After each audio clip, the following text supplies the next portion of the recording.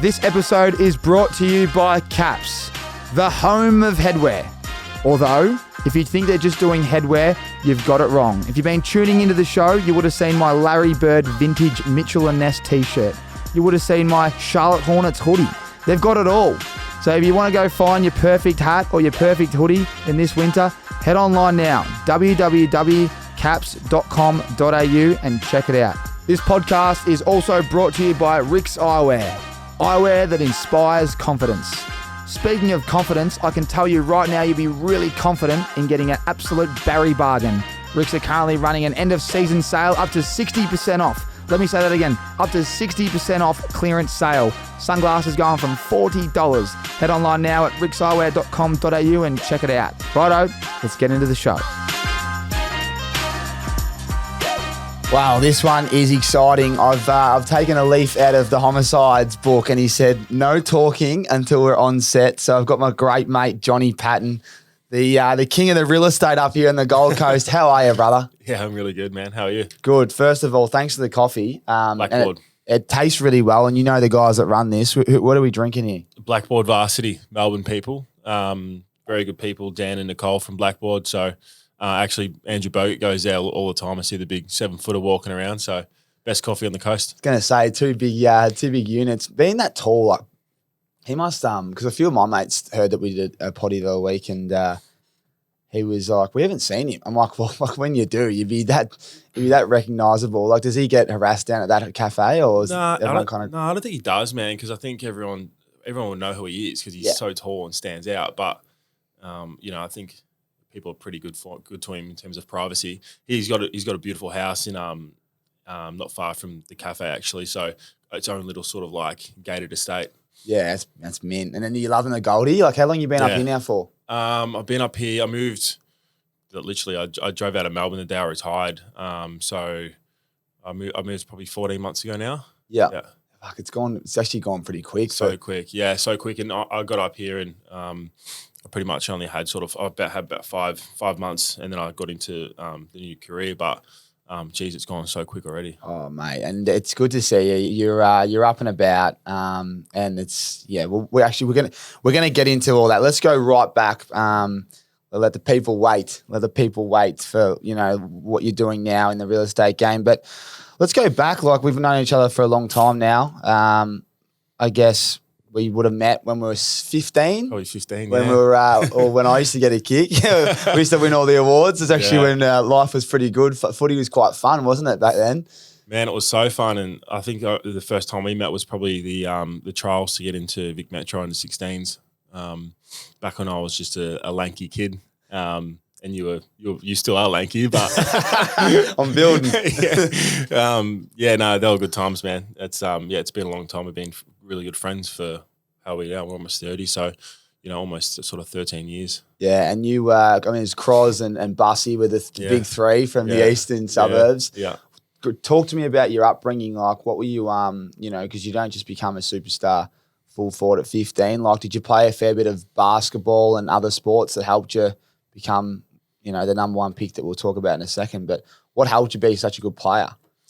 I was obsessed with football, like most kids, down in Melbourne especially. But I just remember, every sort of from what I was kick, that's all I cared about. Played a lot of basketball too, and I was quite good at basketball. But it's pretty hard to make a really good living out of basketball. And I was probably got to the age of 14 where I started to become like pretty good at football.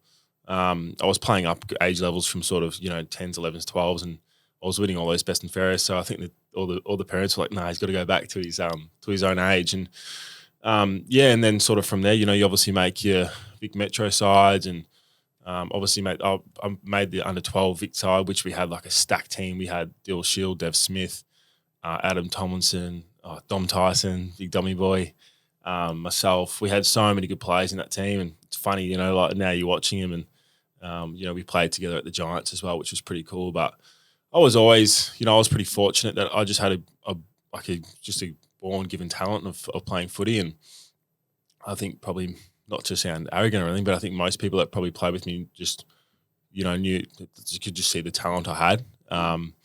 So yeah, I was pretty lucky in terms of that sense of just having it. But then obviously I just worked my ass off to get where I got to.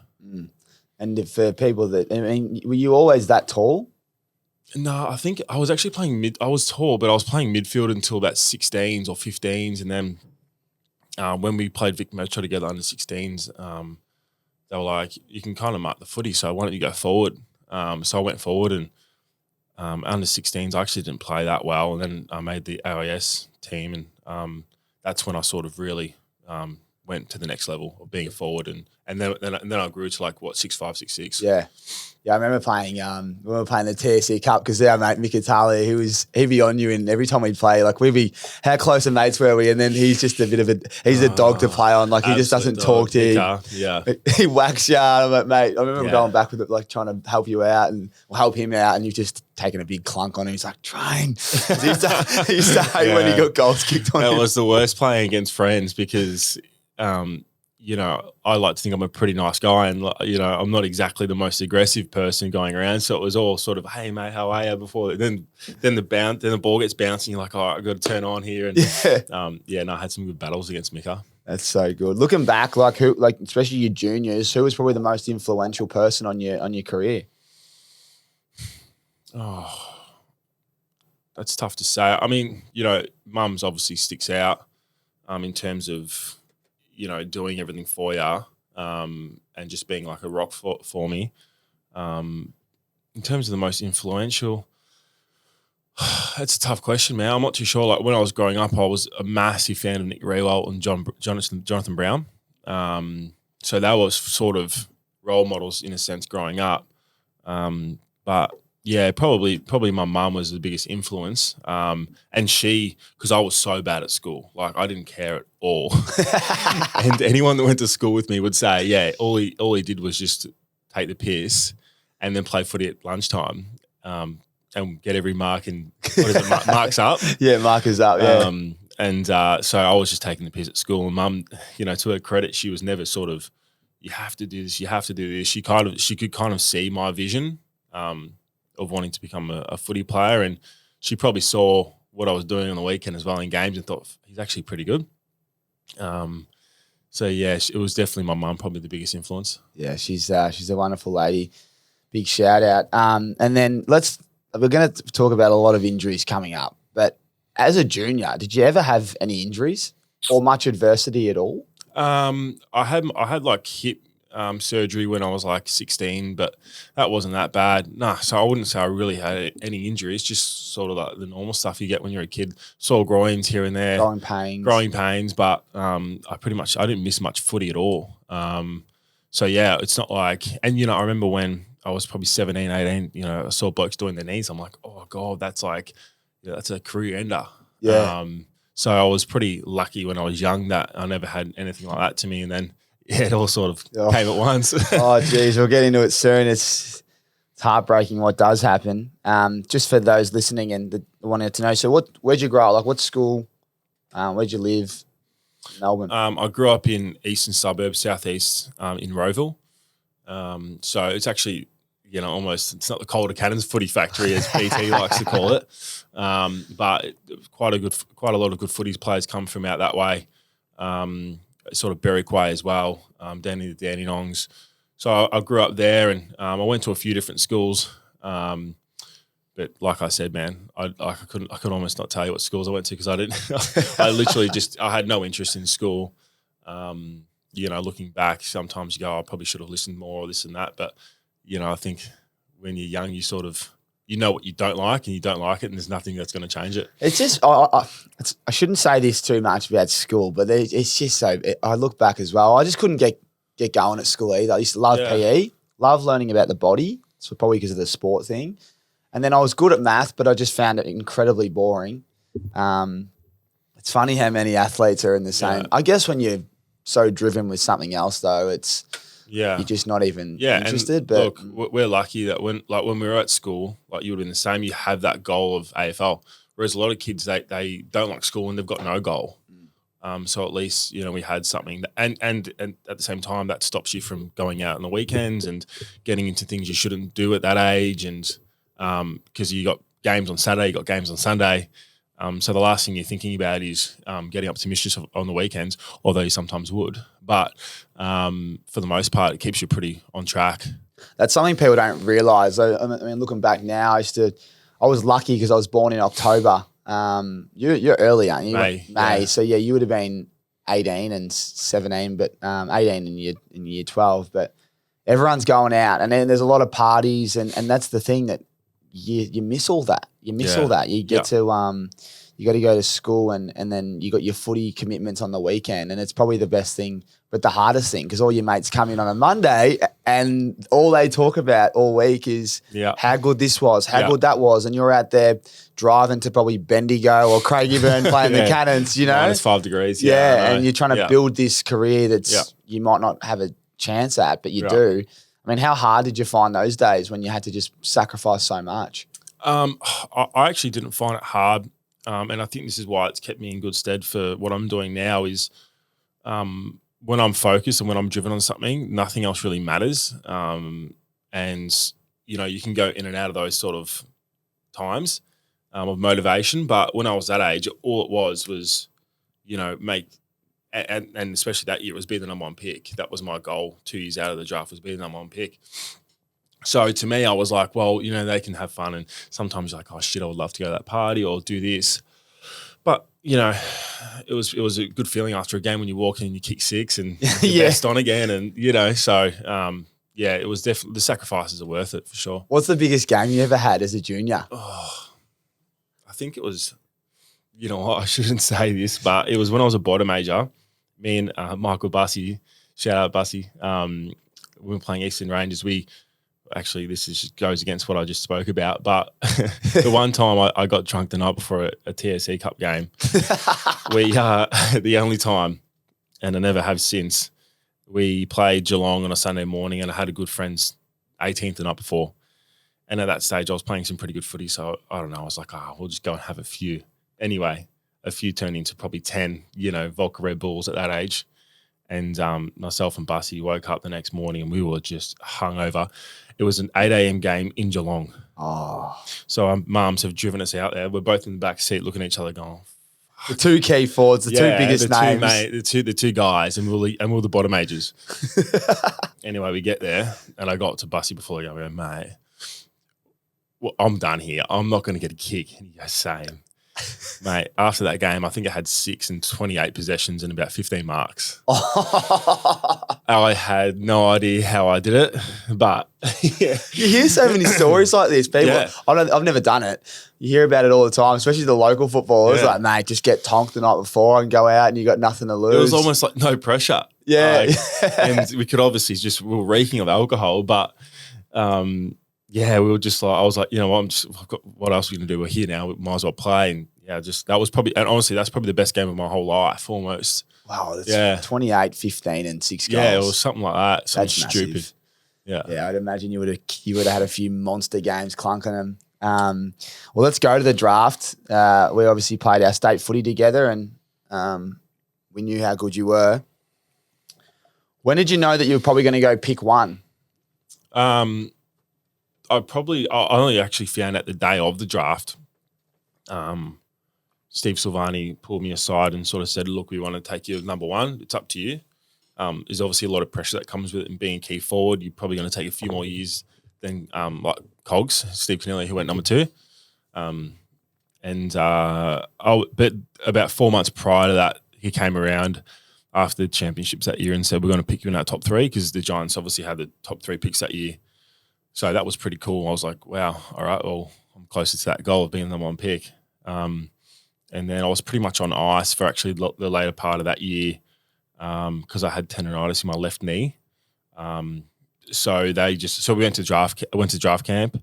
I did nothing. Like me and Cogs, we just did nothing together because he knew he was going there as well. I know. I remember this. Yeah, and that's where our bond started because we both, you know, like it was pretty funny. We both sort of knew of each other because we were the most spoken about that year. So we're kind of like not had a rivalry, but we're both, oh, that's the guy, or that's the guy they're talking about. For those listening and watching it, Steve Kennelly was WA boy, so the Vic boys would never see him. We just hear about him. We just hear about him. So, and then at the draft, we both sort of sat down. We're like, well, we should become friends, right? We should talk because we're going to be teammates.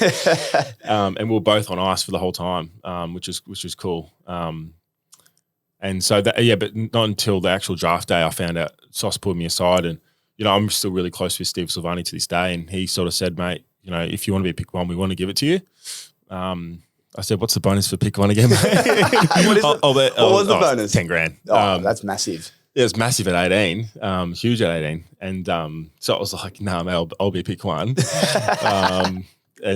Cogs, unfortunately for him, he was pick two, but he still got a bonus too. It's all good. All of you did. Who went? Dommy was three. So many good blokes in the heaps. That was the year.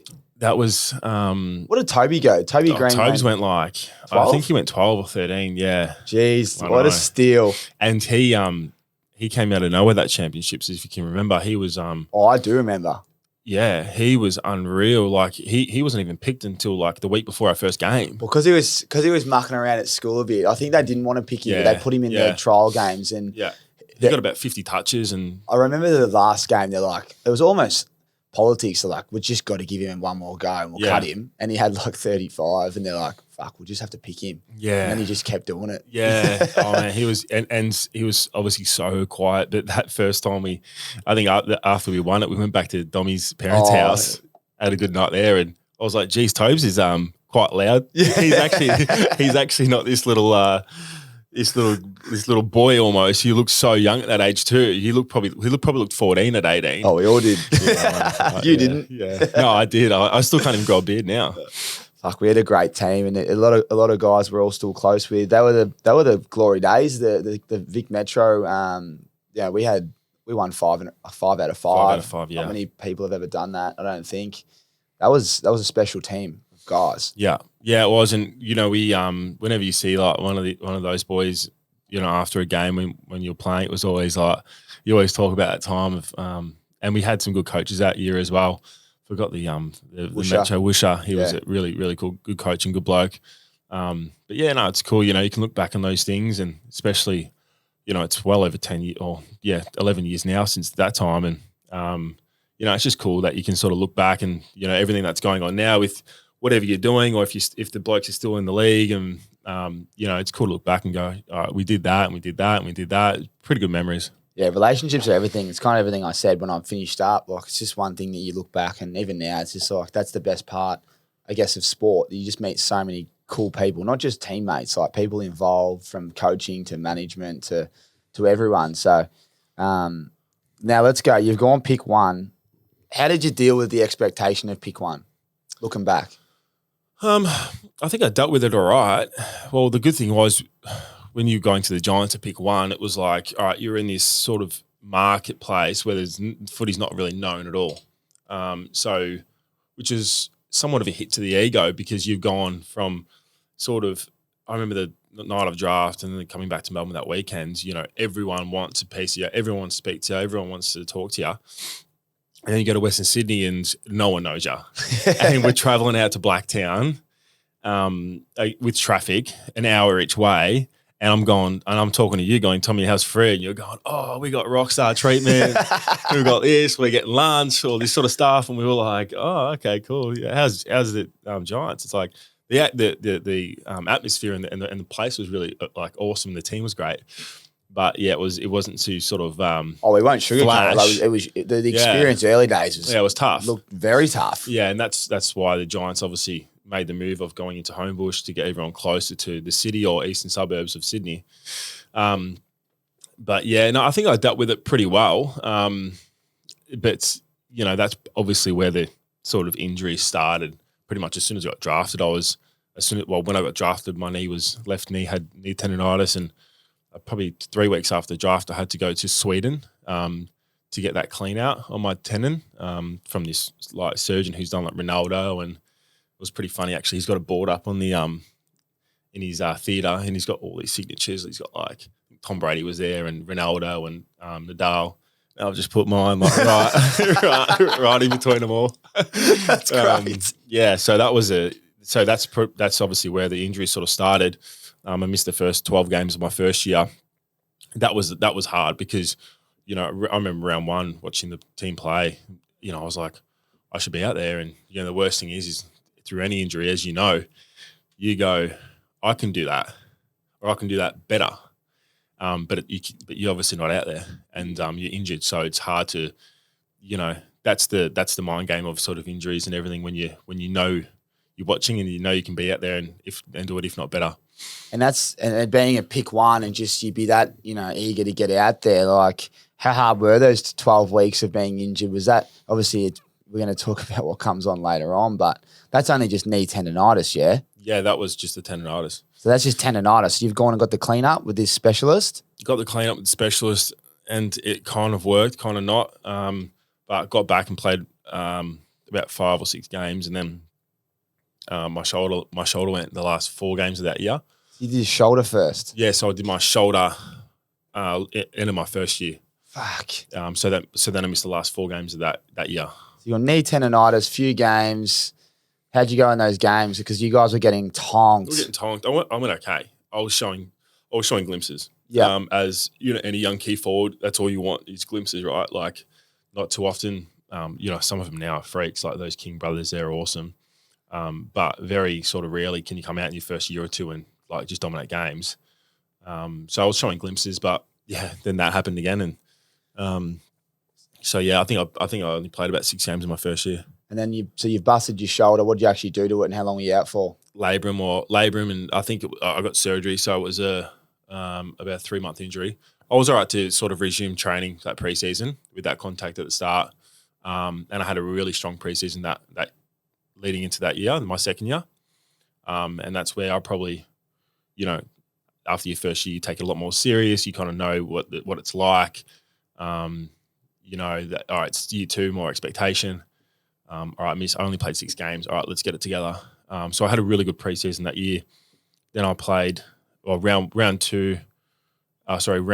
and I think I played the first 3 games of that my second year, and I was actually playing pretty well. And then I believe that's when I did my first knee. Fuck. Yeah, my second year. You still remember it? Yeah, man. I remember. Talk us through the moment. It was actually in Canberra. It was in Canberra and it was against Saints, and I just got tackled. I just remember I think it was in the first quarter. I just got tackled, and I just heard this pop in my knee, and then I just went down, obviously grabbing it, screaming, and I was just like, got up and I sort of walked off, got carried off, and then got scans, showed I did my ACL. So I was like, oh shit, like that's a whole year. And so then I missed that. Obviously, I think that was in round 3 of that year or 4 of that year, and I had a really good start to that year.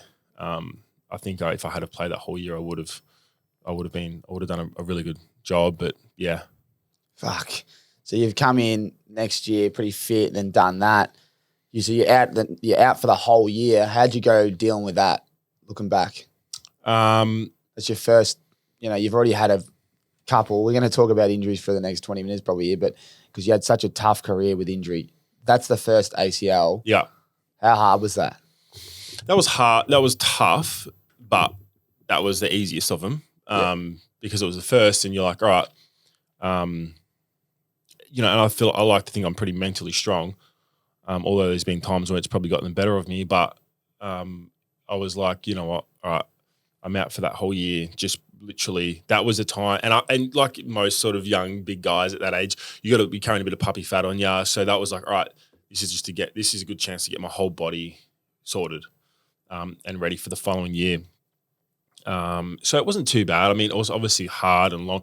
And at this stage, Jeremy Cameron's obviously dominating. Yeah, Jesus. I think he's like, I think he won the Coleman that year and or came close to it. And like he was so good really early. And, you know, I was supposed to be right next to him. So I'm looking at Jezza going, I should be there with him doing that.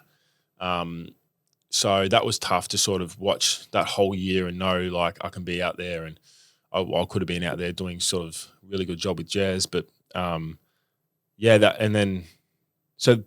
put it in short, it was the easiest one of them all because I was young and not naive, but I had no sort of mental anxiety around it. Because I think at that age, well, for me, I didn't really sort of feel much of that. because I knew I still had a really long career ahead of me if I could get myself right.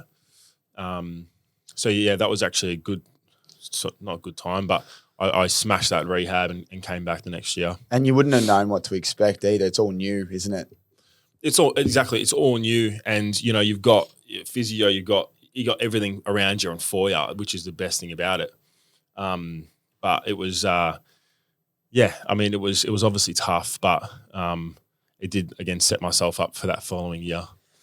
Because we know what happens afterwards. Well, people will find out in a second. But talk to me about the actual rehabilitation for a knee. What goes into it? Because I've seen it.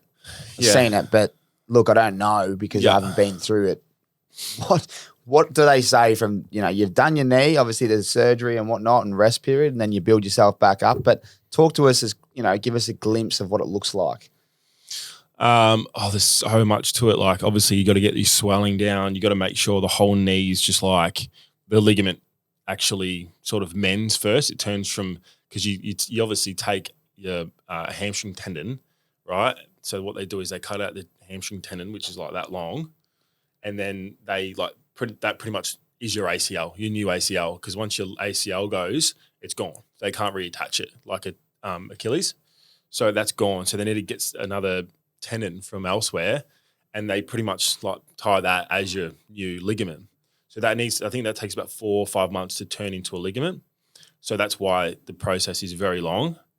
So for the first sort of 3 months, you're just like getting it as like just swelling down as much as you can, letting that ligament sort of mend. And then sort of around that 3-month mark, you start to run. You start to obviously get like a lot of strength back in your legs. That's what a lot of it is, just strength and running. And then you probably get to like, but the hardest thing is just week in, week out, day in, day out, the same shit every single day. And there was days you'd wake up and go, fuck this. Like, I'm like, this is not my day. And you'd walk into the club and you'd be a rude prick to everyone. Everyone's going, fuck, what's wrong with him today? But I think people and clubs are pretty good at that sort of stuff now, knowing that like if someone's going through a long rehab or something, all right, it's just not his day. So there was a few of those days.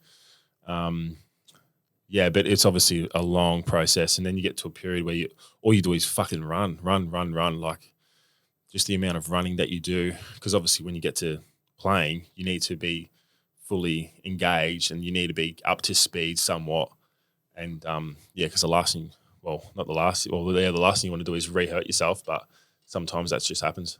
So you're running, and then at what point before you go back to return to play do you start changing direction? Probably 6 months, I reckon. Yeah. 6 months, jumping, landing, all that sort of stuff. I came back at about 9 months after my first knee. I think it was about 9. By the time I did it the year before, round 3, I think it was. And then I played the first practice match the next year, actually. And I came back I came back really good. Ripping Nick. Yeah, I came back really, really good. My whole body had changed. My work ethic went to the next level. And then, so I literally didn't miss a game that whole third year, from practice match all the way through to obviously doing my knee again, that same knee later in that year. But I think I played about 19 games in a row, including pracky games. Yeah. Which may have something to do with the knee sort of collapsing later that year. But I came back in good nick, and that was a year that was a very eventful year, actually. Yeah. Yeah, fuck. So let's go before you did your knee. You got all those games together. Like, did you start kicking bags? I mean, I can't remember, but I know you would have started to play some good footy. I had some games where I kicked a few bags, but I was more when we were kind of at our best, and like that year, Jeremy just kicks goals, right? He just kicks 5 goals a game every game. So I would get up the ground a lot, and I would be that not link up, but like I centre half forward. Yeah. And I still did. I had a really good year. And I think that's when the time in a key forward's career you start to go, I belong, and I'm fucking pretty good here. And I think I started to gain a lot of respect from the players, the coaches, other teams. You know, I remember we played against Richmond, and Alex Rance played on me, and I kicked 3 goals 5. And Rand said to me after the game, like, fucking, mate, you've got it. Like, you're going to be really good. And that was pretty cool to hear because he's, like, one of the best backs of all time. So, yeah, I played pretty much every game that year. And then, 4 games to go, 3 games to go. And there was a few things that happened leading up to that me doing my knee that year. But what happened leading up to it? Oh, well, there was just, you know, a bit of contract stuff. And were you out of contract at the time? No, I wasn't out of contract. Is this 2014? Yeah, I think it was. Is there a Tom Boyd contract is this the same one? Yeah. Yeah. I remember this. So Tom Boyd and you were at the club together, both number 1 picks. Yeah. Doggies are offering a huge contract. Yeah. Did you get offered that contract first? Yeah. Wow. Yeah. So the Doggies have offered you, because it's a monster contract. Yeah, it was. Was it 7 years? 7 years, mil. 7 years, 7 mil. Something like that, yeah. So they've offered you this contract in your 3rd year, and because you've dominated. When I say dominated, you've strung 18 games plus pre-season. They're like, geez, this bloke's the man, and they've thrown it at you. Well, yeah, I mean, they'll probably say, you know, oh, well, this or that. But as far as I know, I just remember Leon sort of pulled me into the office like halfway through that year and goes, all right, I was still contracted for the next year, but he said, all right, mate, we want to re-sign you. And I was like, oh, how good's this? He goes, yeah, you know, a couple more years would be great.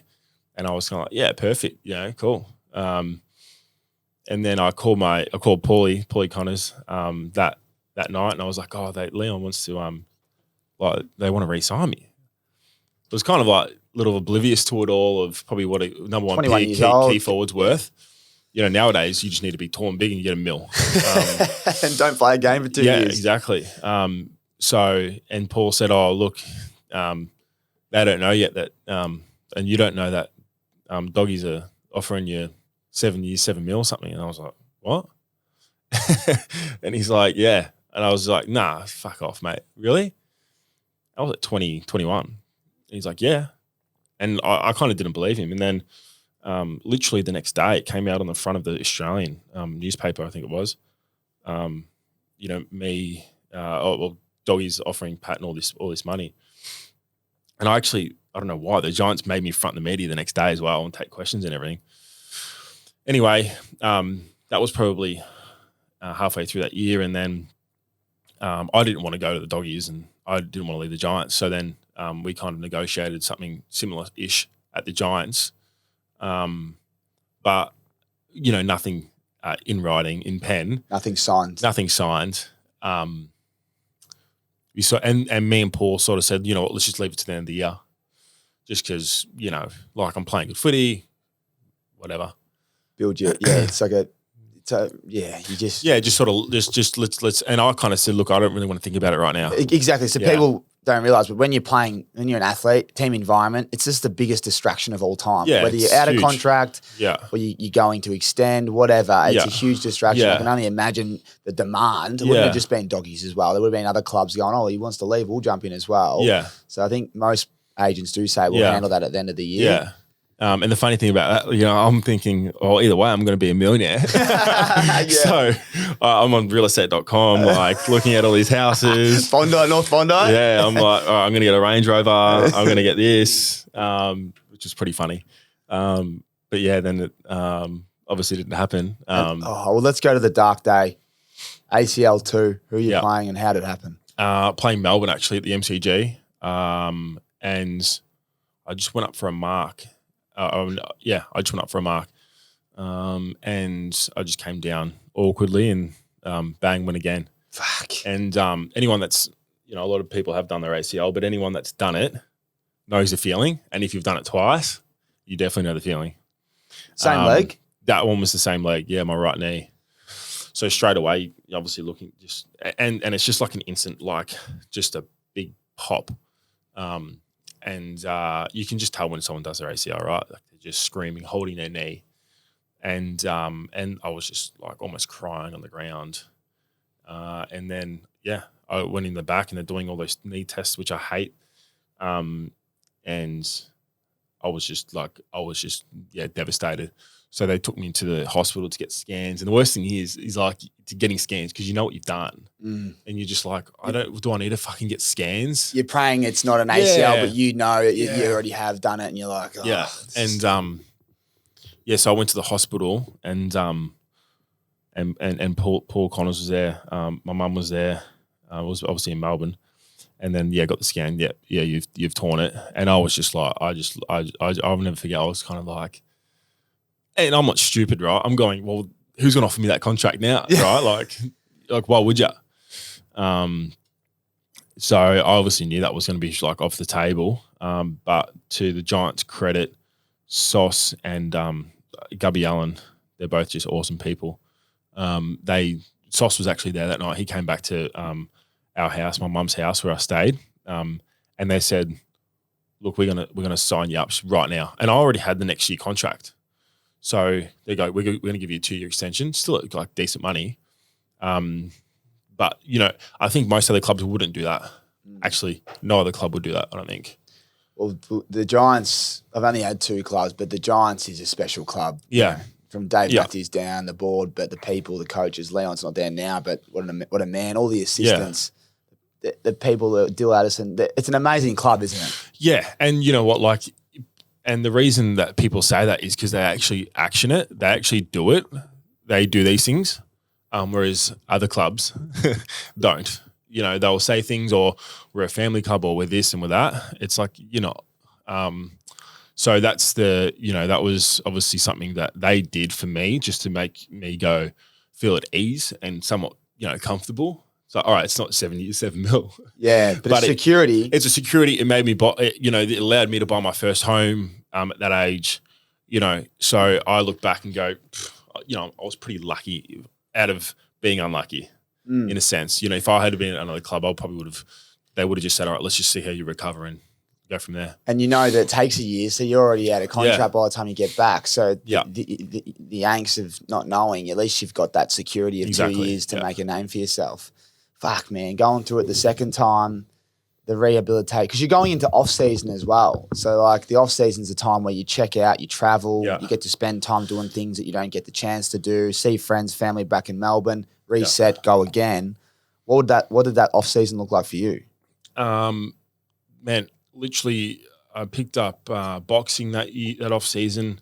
I was doing so much training. I was just a bit of I just got into this sort of zone of all right, at that stage, my best mates from back home, there, and she was like my second mum. She'd just been diagnosed with cancer, and so I was like, well, you can't sit around going, poor me, this sucks. Well, I lost 7 mil, or I lost a big contract or this or that. I'm going to be out for another year. So I put it into perspective of fuck, I'm actually still lucky. I'm still on good money. I've still got that stage 3 years ahead of me of, financials. And then I just literally just doubled down on just getting fit, getting back, getting money as strong as possible. And that knee still to this day hasn't gone. It was the other one that went. But, because I was just, I went on a juice diet. I went crazy. Yeah. And I was studying the knee. I was studying all the different sort of ways and, change direction and this and that. The following year, I went to America for the first time and did the knee rehab with Bill Knowles, who's done, Andy Murray went and stayed with him for 2 months over in Philadelphia for his hips. So he charges $5,000 a day, this guy. So that's when I did that with him, and I got that knee as strong as possible. Yeah.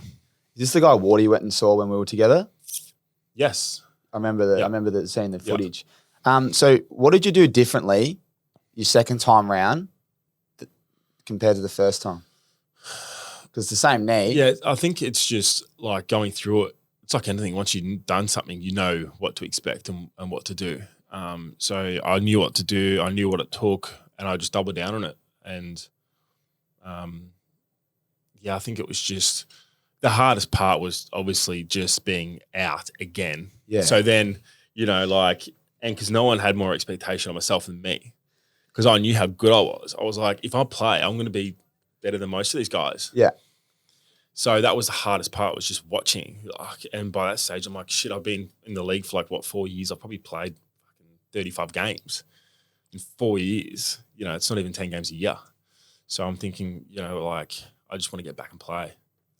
So you get back, and because you did it at the end of that third year, when was your return game? Because the return game, when you're at a footy club and someone's injured and they're out for a long time, as a teammate, there's just nothing. You don't get any happier. You just can't wait to get them. There's little moments. It's like when they run and everyone gets around them. Yeah. It's so good. When they play their first game, everyone gets around them. That's in the seconds. But then that AFL, the return game, it's special. And the players are so nervous because you can see them. Yeah. When was your return and how was it? Because the Giants do it better than anyone. Yeah, it was later that next year. But I came back and I was a shell of myself. Oh, really? Because that's when the way I did my second there was a jumping action. So and as a key forward, that's what you do, right? You jump for the marker ball. So I was not jumping for anything. I was just nervous. I was just jumping at shadows, right? I don't want to jump for this. And then, Leon, he was a really good coach, and especially during those times, to his credit, he just put out this vision and goes to me after 3 games. He goes, look at these instances, you're not jumping. And he goes, I don't want to just drop you and just play at the twos. He goes, and there was only 3 games to go that year and we weren't playing great. He said, you're not playing the rest of the year. 3 more. It was only 3 games. He said, we're just gonna get you a full preseason, because by that stage I've barely done a full preseason in my career. So I literally didn't play the last 3 games because there was no point. I was just scared I was going to do my knee again, right? I was having fucking nightmares about doing my knee again, genuine. I would wake up, because by that stage it was 2, right? So I'm like, fuck. And so I would wake up during the night and I'll be like, fuck, another dream about me doing my knee. Yeah. So I was that really got on top of me, and I just couldn't play well.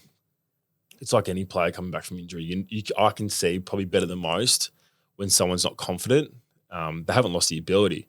They're just not confident. You lose your confidence, don't you, man? And when you're not confident in your body, as an athlete, you're nothing, right? Doesn't matter how good you are. Especially when you start making skill errors and you're like, oh, I'm just nothing now. Yeah. I suck.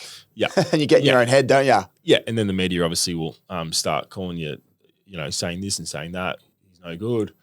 So the best thing was just to not play those last 3 games, which is probably the best thing for me. That's 2015? Yeah, something like that, yeah. Because 2016 is the year that we probably – that's the year, speaking of Tom Boyd, 2016 is the – so you have a full preseason. Yeah. Talk to me about that year, because that year I played every game. You dominated that year. I remember pretty well. You played in that big game, the prelim, didn't you? Yeah, I played in the prelim, yeah. That was a special year for the Giants. Yeah, that was when we came out of nowhere and made the prelim. We should have won. We should have won that year. I think everyone in the club thinks that. Yeah, but obviously Doggies were on an amazing run as well that year. But we should have won. That to go back though, so that off season, you've had Leon, the great man, shout out, and hope you're doing well, big fella. The 3 games off and then preseason, that was a great decision, wasn't it? Yeah, because I had a full preseason then, and then I was back to myself almost that next year. And we had such good. I was only saw Tobes and Cogs and Wardy of last week up in Brisbane when they played, and we were sort of just like, shit, how good was that team? We had an unbelievable team.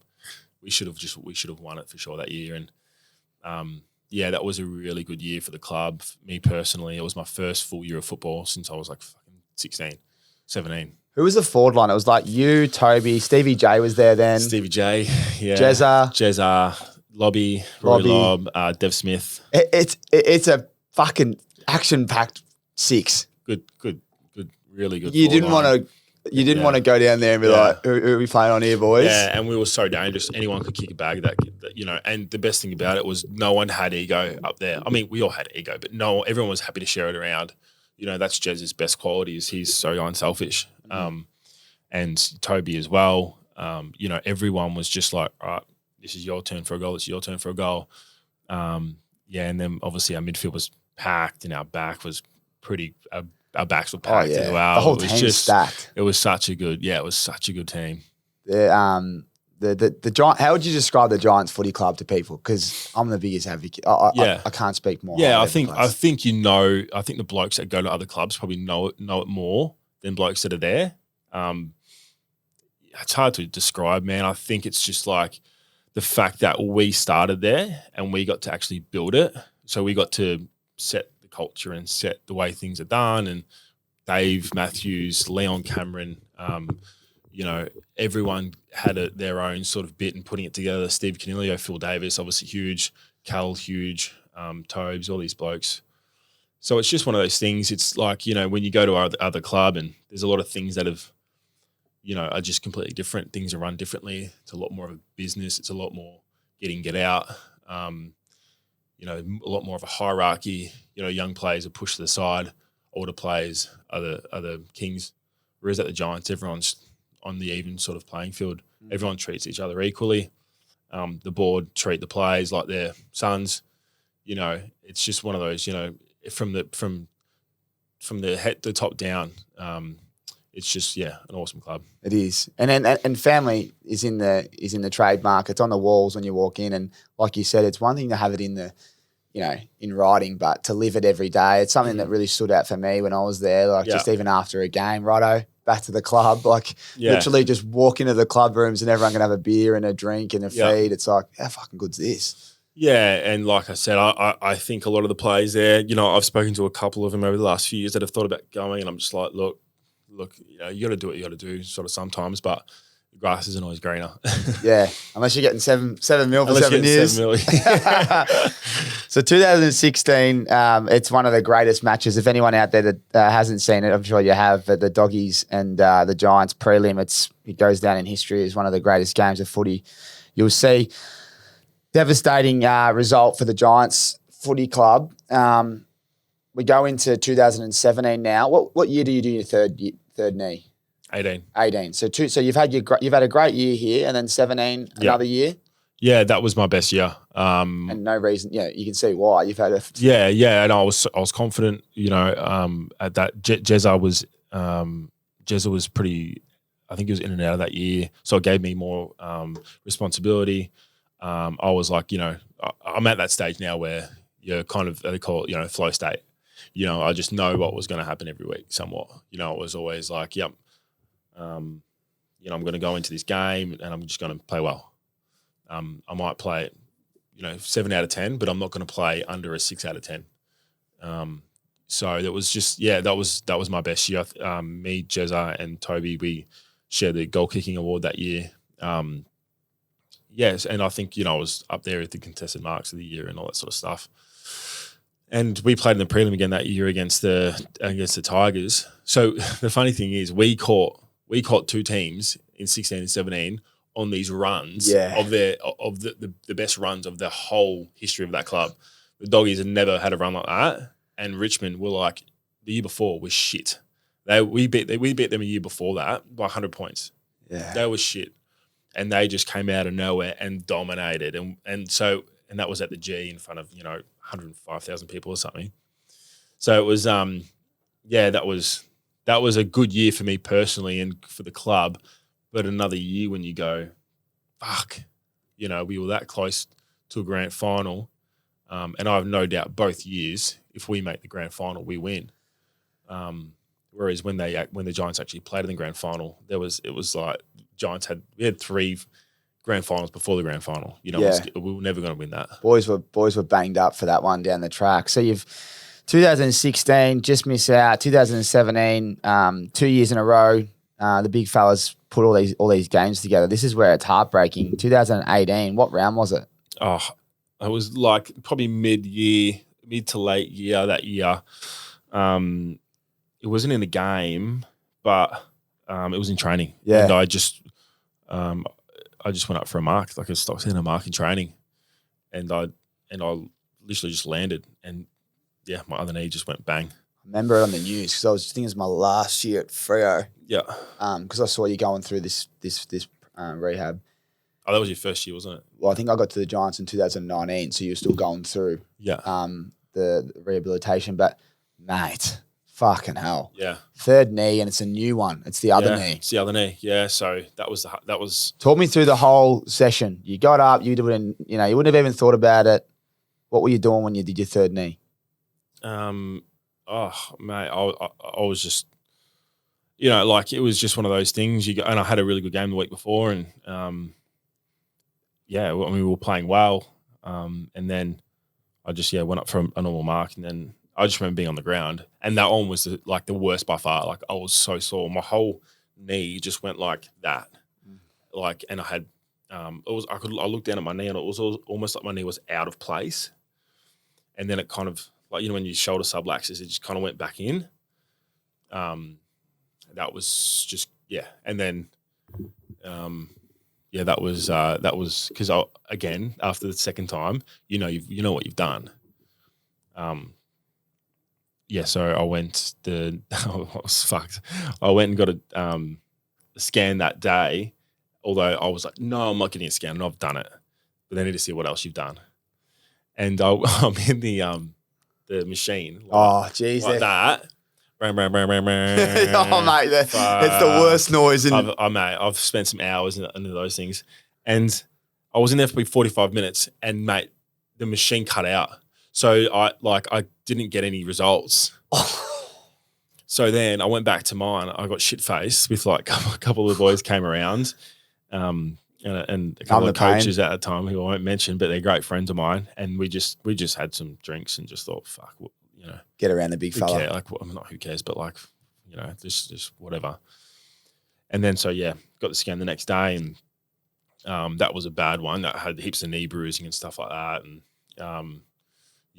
and then being the other knee, I tried to spin it into a positive, at least it's not that knee, it's the other knee. Yeah. So.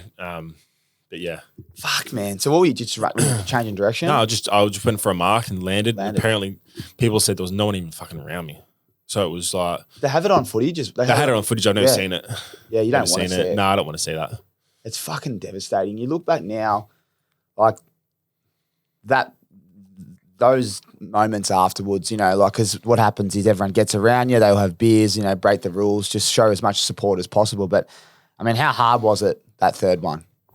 And were you out of contract as well? You have a year left? No. So I signed after 2016. I signed a 3-year extension. So I still had, I know. So that's where it comes around. I go, well, I was actually lucky that I signed. I probably signed for unders for what I was playing. But it was still good money. But, obviously with what happened, it was fucking well and truly overs. Yeah. Because I wasn't playing. So luckily in my head, I've again got that security ahead of me, which not many blokes who have had injuries have had. Whereas I've been fortunate in that sense. I always had. But that was tough, man. I was, that's when you go, all right, retirement. I think I was only 26 or something. Retirement. What else am I going to do? This, and this.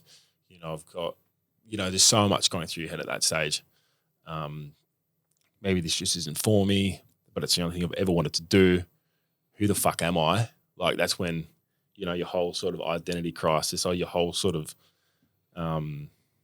your self-being, your soul, you're like, this is my only thing, right?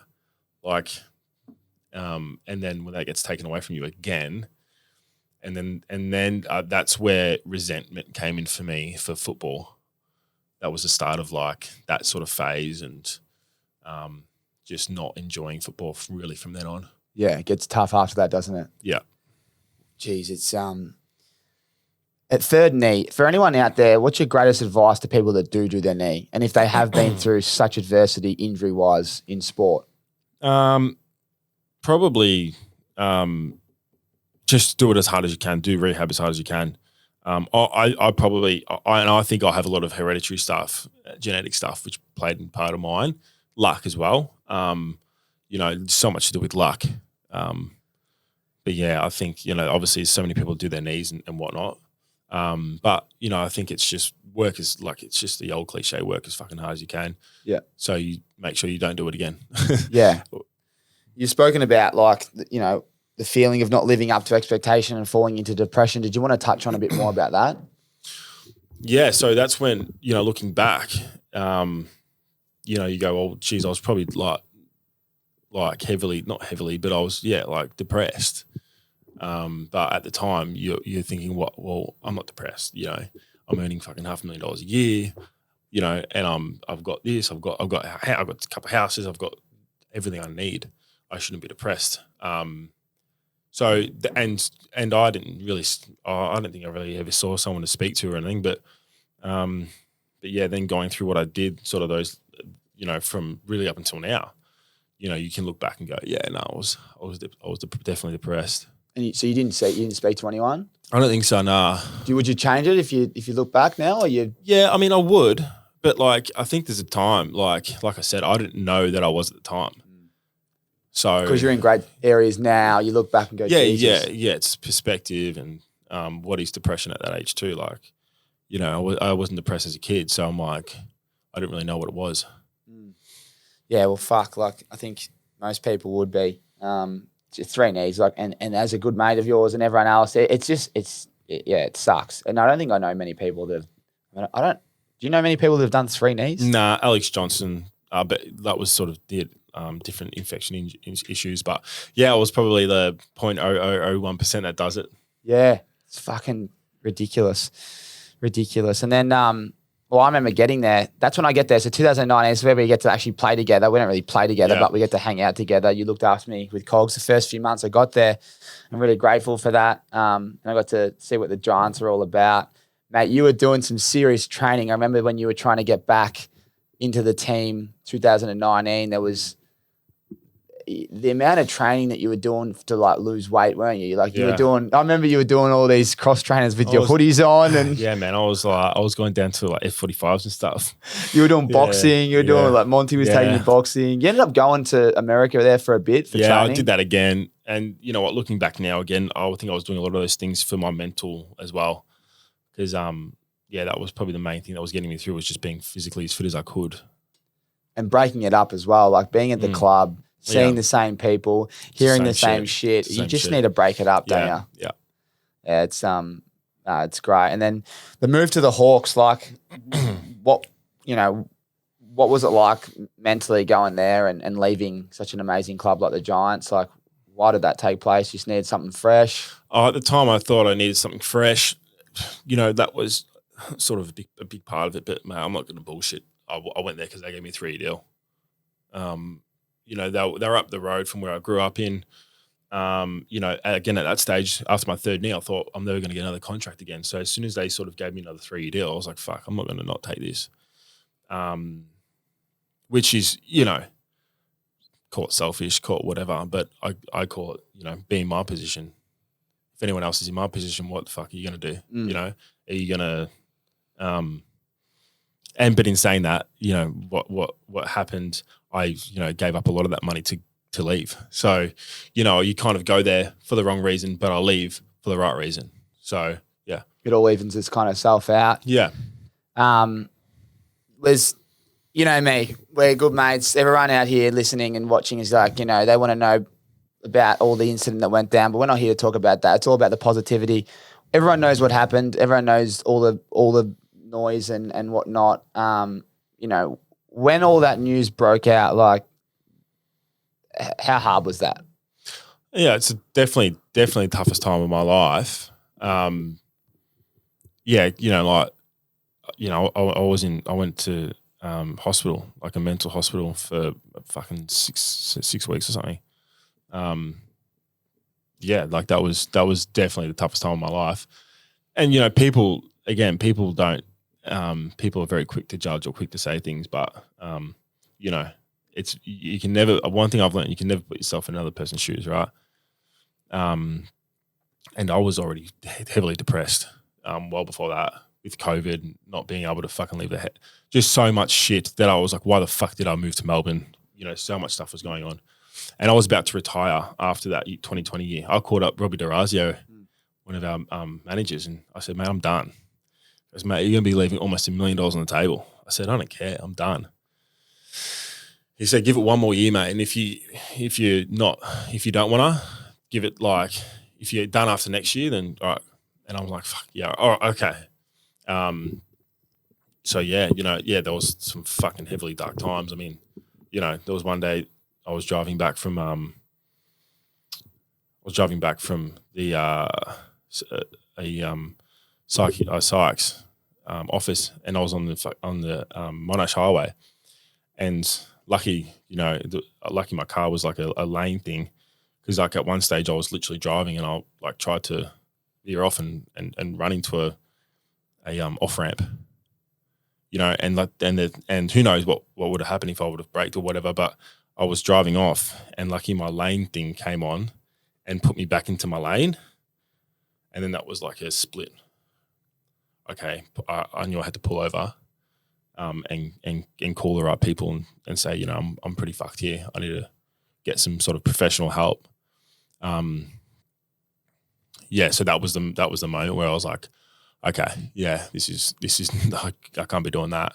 That's the darkest day? Yeah, that was the darkest day. I mean, anyone that sort of has been through a time like that, everyone probably has a moment where they go, that was the time. So that was that sort of made me go, all right, I need to, seek some help. Enough's enough. A lot of people go out there, and I appreciate you sharing it, bro, because like everyone out there's human. Everyone has some tough times. What you did special. So you picked up the phone. Did you call? I believe I called Paul, our manager, and he was amazing. And then the club doctor, who was also amazing, and then pretty much just got into hospital like I think 2 hours later. Yeah, it's and what goes on in there? Like, this is actually interesting. Like 6 weeks, the specialist come see you, chill out, get your head right. Like, what goes on in there? I mean, for the first week, I literally didn't even leave the room. I didn't leave the room. So, but you get, you're on a lot of different drugs. You're on a lot of different things to sort of, get you back down to somewhat, just not thinking these suicidal thoughts or whatever. And I never thought in my life I would ever feel that. So it was a lot of that. The people in there are amazing. They're so fucking good. Like, I don't know what they get paid, but they deserve to get very well paid. They're just really good people. And, you meet some really cool, you meet some really, really different people in there in those places, it brings you fucking really back down to earth. And I mean, I was already back down to earth, right? I was under earth. But, you get to see so many different perspectives in a place like that. And, everyone treated me really, really, really well. Who was the coolest person you met while you're in there? Speaking of different cats in there, who was? Mate, I've actually got one of my best buddies now who I met in there. It was his wedding about a month ago on Mermaid Beach. Oh, brilliant! He got married on the beach, and we're both looking at each other, going, "Fuck!" A year ago, we were in the house down in Melbourne together. That's brilliant. Yeah, so it's pretty cool how far you can come in a short period of time. Yeah, that is, mate. And I really do appreciate you.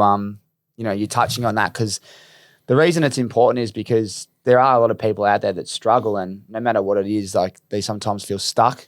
They come to that moment and they might not make the right decision. They might not have someone correct them in the lane. You know what I mean? So it is really cool that you mentioned that, and there's plenty of places for you to go. But mate, the train over here, I'm all about the positive energy. We're all about the fight. It doesn't matter how many times you get knocked down. It's about how many times you get the fuck back up, right? So you then move to Gold Coast. I remember calling you going, how you going, brother? We catch up. You go, mate, I'm driving to fucking Gold Coast. I'm going to my uncle's, my auntie's.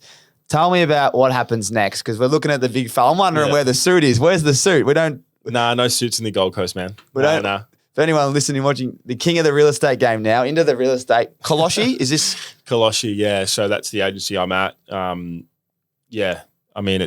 I'm super fortunate to be where I am in the agency. I mean, it's probably, it's like being in the big league straight away. It's a luxurious real estate company. Yeah, so we specialize in luxury property. And, Michael Kollosche, he's the director owner. He, talk about someone, he's on track to make $10 million his financial year himself. And then he's got the business. And talk about a guy who just is one of the best role models you could have in terms of, watching how he runs himself, he carries himself. This guy has got more money than anyone that I've not anyone that I've been around billionaires that, but this guy's got a lot going for him but he's just carried himself with such like professionalism. He's just like another guy really, but he's obviously got this presence, this aura about him. I'm super lucky to be there. My team I'm with, Brad, Cooper and Catherine as well. We're like, Cooper's only 20. He's like a little brother to me. Brad, he's like a big brother figure to me. So, and we only had this convention the other day called RIXX, which is where all the best agents from around Australia come and they listen to each other speak. And we had McConaughey and Mel Robbins talk as well there.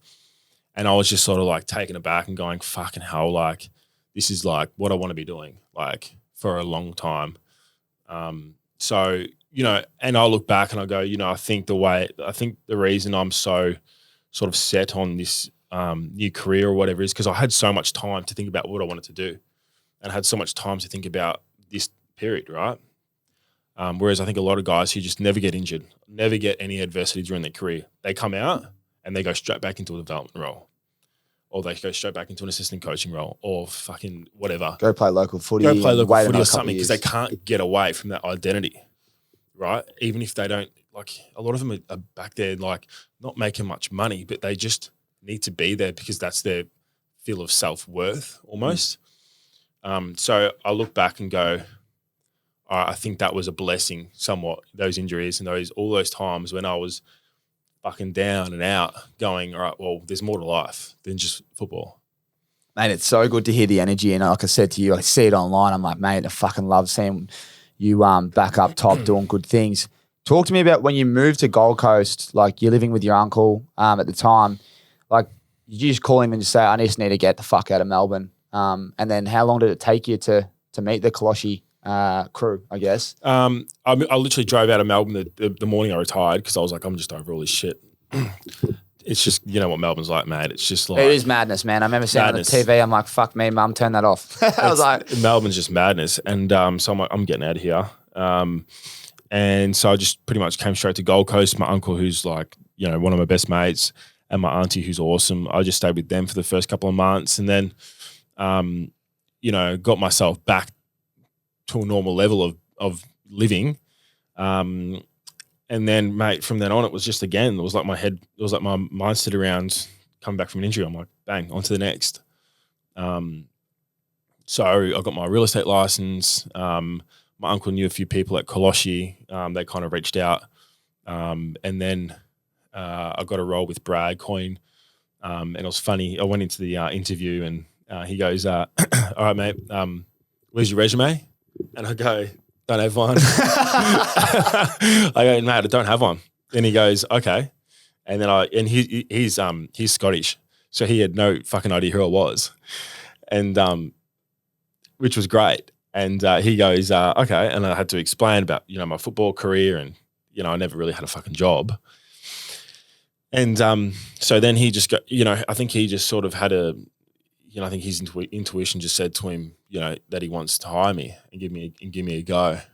So he did, which I'm very lucky and fortunate because he was actually looking for someone with experience.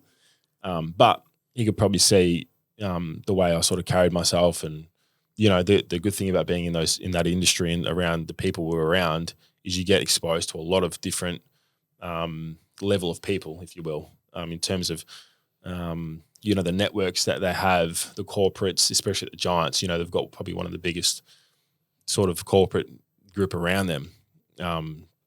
So I was exposed to a lot of that at an early age and obviously public speaking with the media, I can talk to anyone. I feel so, he probably saw a few of those skills and thought he would give me a go. And yeah, it's funny how you just mentioned the resume because I'm the same, mate. Yeah. Like I think I did one at Freo, but then when I went to Giants, I don't know where it is. Lost my emails when they cut you off, mate. They cut you off and you're out of the email system. So I fucking lost to get a new one. Yeah, man. I lost like all my contacts and that because they were iMessage, whatever. But the resume, like that is so funny. Like what were you saying in that meeting? Because I'd imagine I'd be doing something similar if I wasn't doing this stuff. Like I'd have to walk in and go, look, I work hard. I'm a good bloke. I'll fucking do whatever you say. Just give me the gig, like. I was almost just like, I almost just said, look, I've learnt lessons over my short life that not many people get to learn. I've learnt a lot of things that not many people get I've done things that not many people get to do. So I was pretty confident in that because like I'm a confident guy when I'm good. Good areas, yeah. So I pretty much just back myself into do really anything. And this is where sort of a new motivation has come from with being in this industry is like, you can, like I was on good money in football, but like, I have a goal in 3 years to earn double what I earned in a year. And that's what type of industry it is. It can be whatever you want it to be. And that's what I said to him. I said, I'm not here for 2 years. I'm here for the long game. I want to be one of the best agents in Australia. When that will be, I don't know. But, I'm that type of guy, and the good thing is, I guess the fortunate thing is I set a goal when I was young and people probably thought I was stupid and I did it, being the number one pick, that was my goal. So that's where that confidence, people might think it's arrogance, but I'm confident because I've done that before at something a lot harder. I feel. It's funny how people do say it's arrogant. The Americans don't. The Australians do. We're very, like don't pump ourselves up. But we used to always talk about it at the Giants, but you do really got to lay the goals out there. You put them out there. You then have the accountability and you do grow a leg up, don't you? You're not hiding or being shy about your goals. And you do. Some people go, you're off your head, mate. You have to visualize it too. Like I'm big on like when I was playing my best footy and Cogs was like this and you have to like, I would look at myself in the mirror and say things, like you're going to fucking kill it today. You have to, like, I feel like it's just such a hidden gem. And if you don't have the goal or if you don't have the vision to be the best, then like, I don't think you're going to be good. So, and again, people might think it's arrogance or it's whatever, but I've done that before. So I know what it's like. Yeah. So I know I can do it again. What's the term? It's like, give me the average guy with a plan versus the superstar without a plan any day of the week. That's something the average. Yeah. No. But it was just a comparison, the greatest versus the average. And it's good, mate. It's good. And I'm so happy to see you up and about in the real estate game. Let's talk real estate. Gold Coast. By the way, Kollosche and the team, fucking huge shout out to not only me, but all your friends. And like, to give someone a second chance and more an opportunity and for you to seize it. Like, they must be superstars. So, like, let's just talk about the culture down there and the people, because I haven't met them, but I can't wait to meet them. They must be amazing people. Yeah, look, it's like I said, you've got Michael at top who's, it all starts with him and the culture he's set. And Michael's gone through, he's gone through a lot as well. He's been in the real estate game for over 20 years and he's gone through ups and downs like anyone. So he's just a really sort of good example of, what can be done when you actually, when you're focused and you're disciplined and you put your mind towards something, and it's not like the numbers and all this is great, right? Like the money, that a lot of the agents are doing in the office is crazy. But the numbers is numbers, right? The market's been hot, the market's been good. There's a lot of great agents, but it's just more, the expectation in the office in terms of, customer service, client service being, Michael calls it a 6-star service. I think a lot of real estate agents, especially ones that I've met in the past, can just fucking, I look back now and I go, oh my God, I'm thinking they're probably gun agents, and you're going, look, they're probably C grade agents. And I've only been in the game for like 8 months and I can already see it just from being in this office of like 6-star service. So we it's, like I said, I'm learning from the absolute best, and Brad as well, our team. And, Brad and Michael spends probably hundreds of thousands a year on coaching for the team, which no other director of a business would be doing. And then Brad would spend quite a bit himself for us for our learning. And the coolest thing is like, I'm back in kind of under 14s. Yeah.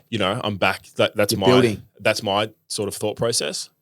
Whereas a lot of guys, they probably get into it and go, fuck, I need to do like $200,000 in my first year. And, otherwise not, I'm done. Whereas I know that like what the future can be if I do all the groundwork. Yeah.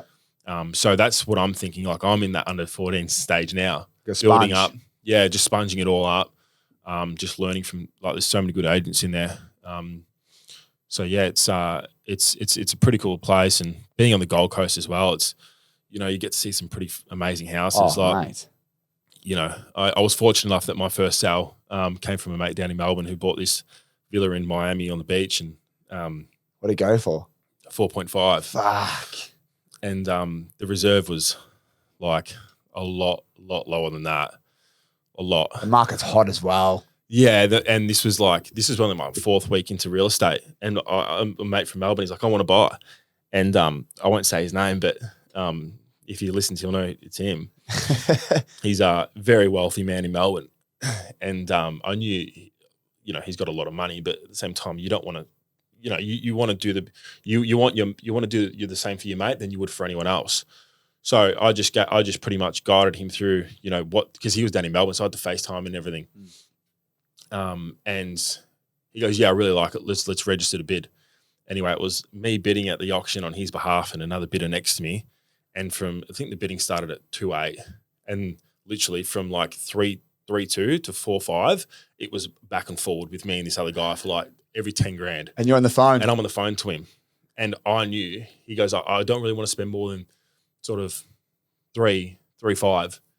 I went to 4.5. And I was just like, you know, and he hadn't seen the house yet. So anyway, the first time he came up to Gold Coast after the lockdown, I'm thinking, fucking hell, don't tell me he's going to think. He gets there and he goes, Johnny stitched me up. and he called me and said, mate, thank you so much. Like I love the house. I love the joint. Like it's such a good place. So that was the first sort of time you go, you know, you're not just, you know, again, the money's all good and all that sort of stuff, but you're actually like changing people. You're helping people move on from whatever they want. There's impact involved. There's massive impact involved, you know, financially for that person and emotionally as well. Yeah. So that was the first sort of taste of like, yeah, what can happen. It's a good taste. It's an expensive taste early, Johnny boy. Yeah. That's brilliant. What are the comparisons between real estate and AFL, you reckon? So much. Like there's so much comparisons, and I think that's why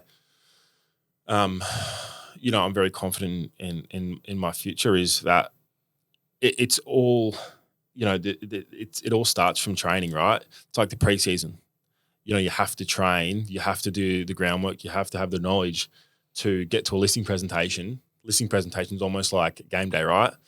Because you're trying to sign the business up, you know, and like it's a lot of money that they're paying you to sell the house.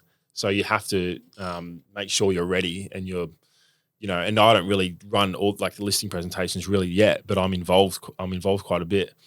But, you know, you have to sort of do the work to get the results. And there's some tough times, you know, like when you're cold calling people or, you know, when you're door knocking, but like I found door knocking like actually really works for me. You know, people be like, oh, coming in, let's show you around the house. But it's a lot of things that you do that aren't glamorous, like football. You know, there's a lot of things you do that aren't glamorous. Fucking running a 3K time trial is not glamorous. They suck. Oh, man. But you got to do them, right? It's like real estate. You have to like make a certain amount of calls. You have to have a certain amount of targets, and you're not going to hit them every time, but you try your best to. What are some of the non-glamorous things in real estate for those out there that don't know much about real estate? It's a lot of phone calls. You know, there's a lot of. How many a day? Oh, we try and do at least 30 a day. It just depends on how much you have on that day of, you know, appointments. Some days you can only do really, you're calling a specific buyer and a seller. But there's times when you might not have much on and you just literally get into a room and you just get the computer up and you just fucking whack through 40 calls. It's so funny because I just said before, I'm like, mate, I'm going to turn my phone off. You're like, yeah, I'm fucking turning mine off because it'll be blowing up in my pocket. I know, I'll turn mine off. When you turn on after this podcast, it's going to have like 25 missed calls.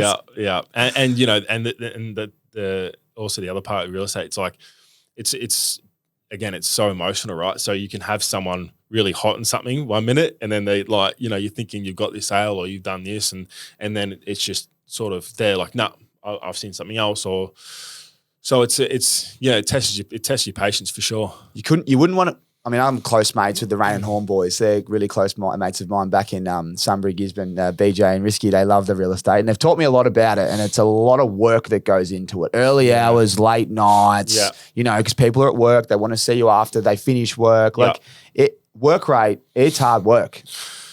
Yeah. it's hard work. And, you know, I got home last night and I started at 6 a.m. for a video shoot for a new listing we have to get the sunrise. And then I left, and then I was pretty much, you know, we had the building pest there that day. We had, and then the photos were twilight, so 3:30 to 6:30. So I got home at about 6:45, 7. You know, you're trying to get onto me, and I'm like, mate, give me a bit, like, mate, what time are you getting home? You're like, I'm in bed. It's 8 o'clock. I'm like, fucking hell. Yeah. So, you know, and I got home and I was, you know, and you're fucking wrecked, right? You know, you're not probably physically wrecked like you are with football, but you're pretty wrecked because whenever you're with people or clients, or you're trying to give them your best self, right? And that can sometimes be a lot for a whole day. Emotionally, that's what I find even doing these. Like, there's probably a moment the other week where I did a heap because I was going away, and I was just exhausted because you're just giving all of yourself, energy-wise, emotionally. It's a lot, isn't it? Yeah. So you kind of, I think Sundays are traditionally your day off, aren't they? But there's no days off in real estate. There is no days off. Saturdays, you've got opens and all those different sort of things. And, you know, if you get a call on a Sunday and someone's out the front of you, a listing, and they call you in because they've seen your number, you go. You go. So, but at the same time, it's good, man, because, like, it's not a 9 to 5. It's, you know, like, you know, like for today, like this morning, I said to Brad, I said, mate, I've got this podcast. And he goes, yeah, mate, for sure. Perfect. You know, like, it's not one of these jobs where you have to sit down at a desk 9 to 5. It's a bit more of a lifestyle. And it's results based as well. Like, it's results based, yeah. I'm really keen to know a bit more about the 6-star service. What is it? What is a 6-star service? Well, or a few points of it. Yeah, so I don't want to carry on like I'm a fucking expert or anything just yet. No, but like what they've taught you, and so that you know, for us, it's going above and beyond for your client, and that's from the time you sort of list the house to the time of settlement and then beyond. So what we do is, you know, little things like every 6 months from the time someone buys a house, we'll give them a call, and it's 6 months since you bought the house, or it's 12 months since you bought the house. You know, being there for every appointment. So yesterday I was at the house for videos, building and pest, copyright, and then photos. Whereas a lot of other agents or agencies will just let the you know, that just, they'll be in the office and they'll let their third party people do that. Yeah. So it's just being across everything. You know, we have a WhatsApp group for every different listing.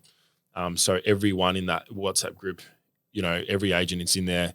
Every stakeholder of the house is in there. So it's just open communication between everyone. So it's, all right, this has happened. This issue's arised, or, hey, we have this buyer wanting to come through. It's all on there. Because what I find is a lot of people say, this agent or an old agent didn't call me back, or they wouldn't give me a vendor report the day after or 2 days after an open for inspection. So it's just going above and beyond, and obviously it's a referral-based industry as well. So if you do the right thing by someone and you make it experience as good as you can for them, you know, they're only just going to sort of rave about you. And and then Michael talks about, you know, becoming an attraction agent. So if you know, obviously that comes down the track when you're just getting called in for things, and, you know, that all comes from just being just a 6-star service. Yeah. Yeah, and word of mouth's massive, isn't it? That's the best referral you can get. Yeah. That's great, mate. And the actual market itself, we had Joe Watson earlier. He's in real estate down there in South Melbourne or Albert Park, I think it is. But he said it's going to just slow up a little bit this year. Have you seen a little bit of it slow up? I mean, it's been so hot for the last couple of years. How is the market performing on the Gold Coast? Yeah, we've probably seen it slow up a little bit, probably not as much as Sydney or Melbourne. But, you know, we're kind of fortunate, the market we're in. You know, the good things are still selling really well. It's probably the knockdowns, or probably even saying that blocks. Michael sold a block the other week for $5.5 million. But it's things, certain products are slowing down a little bit. Buyer inquiries slowed down quite a bit. You know, over the last few years, everyone's, you know, had the fear of missing out. You know, a few people have said this now, it's the fear of overpaying. Obviously, interest rates are going up. So that obviously, once that hike went up, that takes out a certain amount of buyers. Once the next one goes up, that's going to take another pool of buyers out. But I think, you know, it'll probably slow up a little bit, but I mean, who knows where it's going to go? But I I think, you know, the good thing about being in Australia, it's the Australian dream is to own a home. And especially in places like the Gold Coast and, you know, Melbourne, Sydney. So, look, we're still selling things well, but it's, buyer inquiry slowed up quite a bit. Time will tell, but it's definitely that fear of missing out has gone. You know, like people were paying $1 million over reserve last year or $500,000 over reserve. Crazy, isn't it? Whereas now it's gone back to sort of a normal marketplace. Yeah, people are, as you said, not just interstate, calling overseas. Yeah, give me that. Yeah. And just off FaceTime, they didn't even see the place, and they were just paying whatever for it. Yeah. Oh mate, and tell you what's going up the rent market, mate. I was trying to get one in Melbourne. It's just gone through the roof. How's me timing? Well, the rent market up here is ridiculous. It's cheaper to buy than rent. Yeah. Yeah, I'm paying $820 a week for like an apartment in Mermaid, and they want to put it up to $1,000 a week in like 6 months. I'm like, shit. It's crazy. It's a lot of money. Yeah. It's a good time to own a house, that's for sure. Now, we've got a couple of segments before we close out, but one of them, mate, pick your favourite hat. Caps are a huge sponsor of ours, and the home of headwear, they do more than just headwear. They've got all the merch. So if anyone out there that loves their sport, head online at caps.com.au because they are doing great things. And I generally wear all their stuff today. I've just got the plain tee on. So, mate, grab a hat if you will. 76ers. I'm a basketball man. You are a basketball man. Yeah. Are you 76ers man still? You were. kind of off him. There's big going on in that place, but Embiid's a gun. Embiid's a star. Benny's obviously gone. He's at Brooklyn. How do you think? I mean, this was their year. They've got James Harden in. Yeah. They fizzled out. I know, and you know, Harden. I think he's spending too much time at the strippers, isn't he? He's doing something wrong. Yeah, I think he does live it up. I think I heard someone the other day. I think it might have even been Bogut was saying that some people like him would just fly. I'm not sure if it was on another podcast, but someone was saying there's different people. You know, after a game, private jet. They're back, and then there's obviously the Steph Currys of the world, which are just family men. But look, he's been the talk of the town this year, hasn't he? It's like a boom or bust, and they have bust. Yeah, Philly's in a bit of a world of hurt.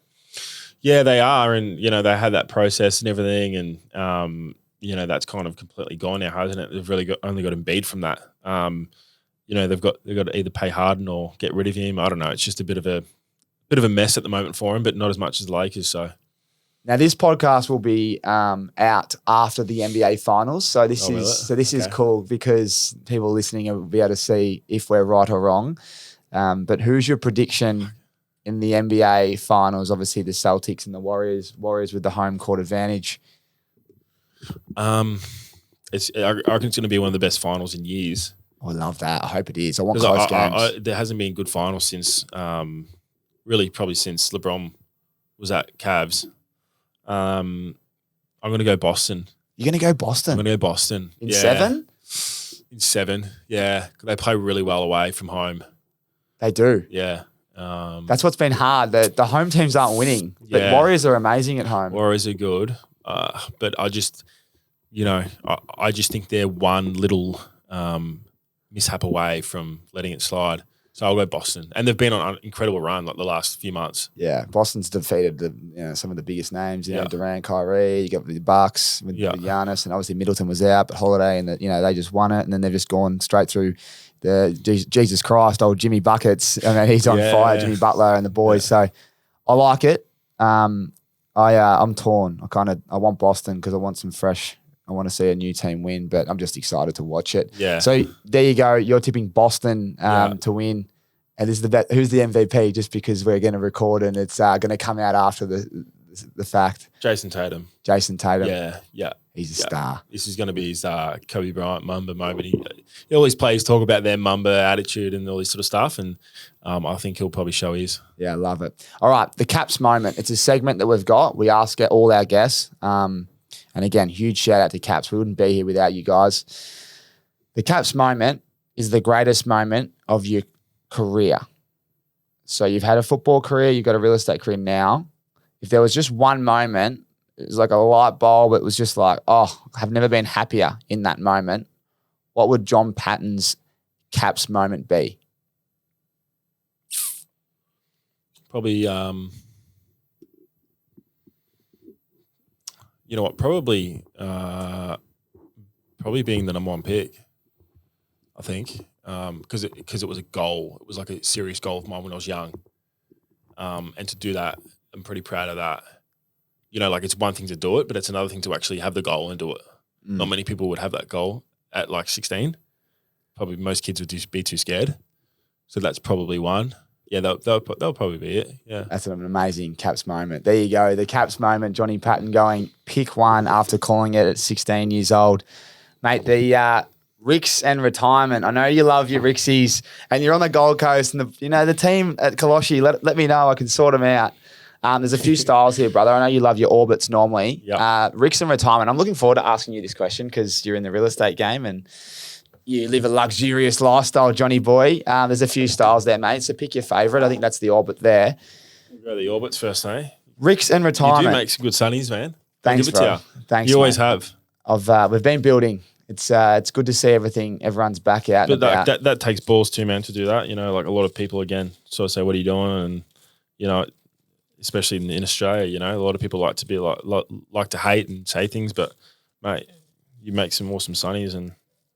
Yeah, man, these are mine. Yeah, thank you, bro. I really appreciate that, and the team appreciates that. Thanks, mate. RIXX and retirement. It's when it's all said and done, right? You've got your real estate career. You've maximised it. You're whatever age, you know, you got enough in the bank to retire. What location would you take the RIXXies, and where would you be? I haven't been there, but there's something about the south of France that gets me. I love wine, and I just love that sort of. I don't know. I've just got a vision in my head of it. I haven't been there before, so it could be risky. No, I think it's a good spot. Yeah, I don't know. Somewhere there where you're just kicking back. It's a different language. Sun. You need the sun, don't you? You need the sun, man. Yeah. Come up here. I know. Well, I just booked my flight to Melbourne, and mate, that's $79 with Virgin. Yeah. They're handing them out in bloody cereal boxes because no one wants to go to Melbourne, mate. It's that fucking cold.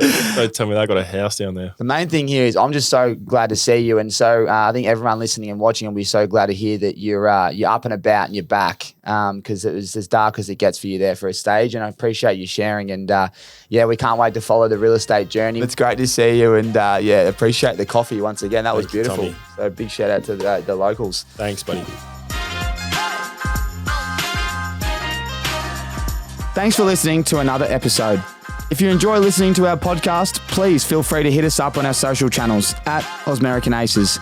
If you're entertained, inspired, or feel more educated, please share it with your friends and family because we appreciate the support. Righto, catch you on the next one.